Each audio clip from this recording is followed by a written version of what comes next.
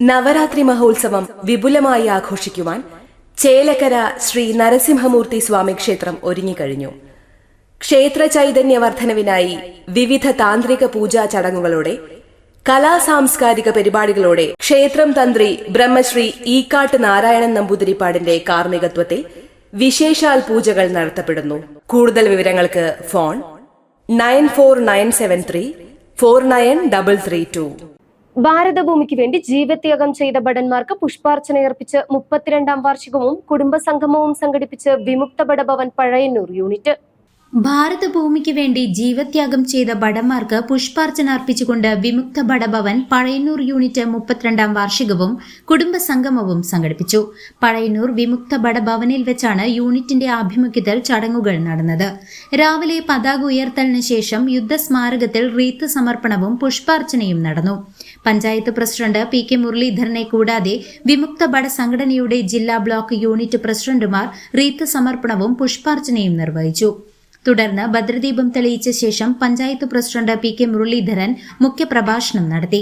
അതിനുശേഷം ഇന്നത്തെ അവസ്ഥയിലേക്ക് നമ്മൾ എത്താൻ വേണ്ടി സഹകരിച്ച ഒട്ടനവധി നല്ലവരായ ആളുകൾ പലരും നമ്മുടെ കൂടെ ഇല്ലെങ്കിലും അവരെയൊക്കെ ഓർക്കാനും കൂടി ഈ വാർഷിക ആഘോഷത്തിൽ മനസ്സ് കാണിച്ചതിന് ആദ്യമായിട്ട് ഒരു നന്ദി പറയുകയാണ്. പലപ്പോഴും നമ്മൾ അങ്ങനെയാണ്. ഇപ്പം മറ്റൊന്ന് ഇന്ന് വലിയ സന്തോഷം തോന്നിയത് റിപ്പോർട്ട് ചുരുക്കത്തിലാണ് പറഞ്ഞെങ്കിൽ അവസാനം പറഞ്ഞൊരു കാര്യം, ഇപ്പം നമ്മുടെ നാട്ടിൽ ആര് മരിച്ചാലും ഒരു പ്രത്യേകതയും ഇല്ലാത്തൊരു കാലമാണ്. പിന്നെയല്ലേ നമ്മുടെ വിമുക്ത ഭടന്മാർ, ആർക്കും ഒരു പ്രത്യേകത ഇല്ലാത്ത എനിക്ക് മാത്രം പ്രത്യേകത വേണം എന്ന് ധരിക്കുന്ന ഭരണാധികാരിയുടെ കാലഘട്ടത്തിൽ ജീവിക്കും. നമ്മളൊക്കെ അതിൻ്റെ ഭാഗമായിട്ട് ഇങ്ങനെ ജീവിക്കുന്നു, മരിക്കുന്നു എന്ന് കവിഞ്ഞ് എന്തെങ്കിലും നേട്ടം ഉണ്ടാകണം എന്ന് പ്രതീക്ഷിച്ച കാലഘട്ടം അത് തെറ്റാണ്. ഒന്നും പ്രതീക്ഷിച്ചിട്ട് കാര്യമില്ല.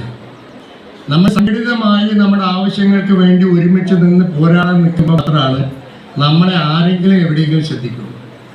സാധാരണഗതിയിൽ നമുക്ക് ഇന്നലെ ഒരു ന്യൂസ് രാത്രി നമ്മൾ കണ്ടു. വളരെ വേദനാജനകമായിട്ടുള്ളൊരു ന്യൂസാണ്.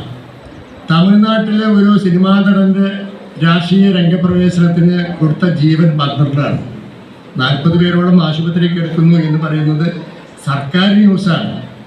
അതല്ലാതെ എത്രയോ നൂറുകണക്കിന് ആളുകൾക്ക് അപകടം പറ്റുകയാണ്. സംഘടനയുടെ ജില്ലാ ഭാരവാഹികളായ K Ashok Kumar, baby Mathew, block ഭാരവാഹി അഡ്വക്കേറ്റ് അരവിന്ദാക്ഷൻ തുടങ്ങിയവർ പ്രഭാഷണം നിർവഹിച്ചു.